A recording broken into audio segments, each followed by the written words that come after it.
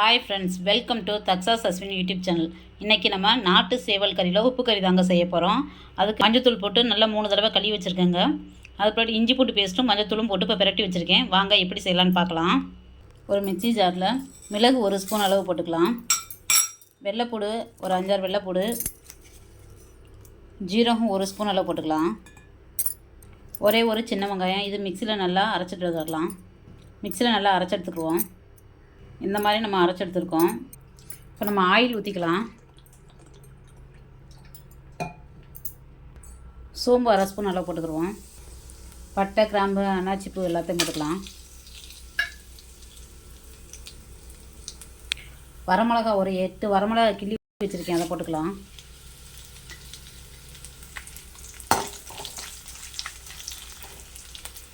இஞ்சி பூண்டு பேஸ்ட் போட்டுக்கலாம். கறியை போட்டுக்கலாம்.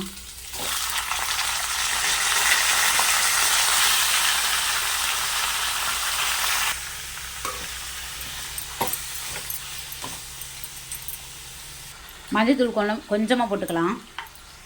உப்பு 1/2 ஸ்பூன் அளவு போட்டுக்கலாம். தண்ணியெலாம் ஊற்ற தேவையில்லை, கறியிலே தண்ணி விடுங்க. பூண்டு, மிளகு, சீரகம் மசாலா போட்டுக்கலாம். போட்டு நல்லா பிரட்டி விட்டுக்குருவோம்.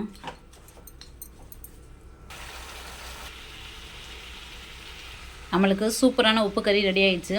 இந்த வீடியோ பிடிச்சிருந்தா லைக் பண்ணுங்கள், ஷேர் பண்ணுங்கள். தக்ஸாஸ் அஸ்வின் யூடியூப் சேனலுக்கு சப்ஸ்கிரைப் பண்ணுங்கள்.